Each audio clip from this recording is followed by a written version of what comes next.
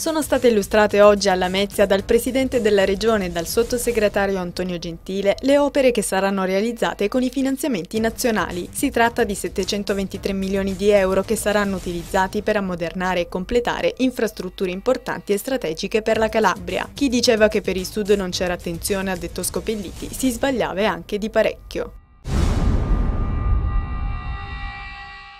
Incidente stradale questa mattina sulla strada statale 106 nel Crotonese. Lo scontro è avvenuto tra un'auto della polizia con a bordo 3 agenti e un camion Iveco verde che stava svoltando al bivio di Trafinello in direzione Cutro. La Fiat Stilo della polizia proveniente da Sant'Anna direzione Crotone si è completamente accartocciata schiantandosi contro il camion. Sarebbe in fin di vita uno dei poliziotti a bordo dell'auto.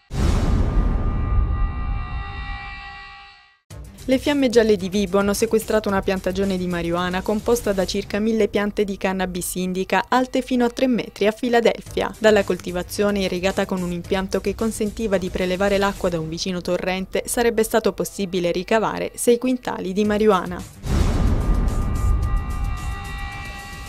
Si potranno presentare online da oggi e fino al 28 agosto le domande di ammissione ai diversi corsi di laurea dell'Università della Calabria per l'anno accademico 2011-2012. Anche quest'anno l'Aula Magna ospita Ti Presento Campus per informare ed orientare i neodiplomati alla scelta del giusto corso di studi dell'Ateneo.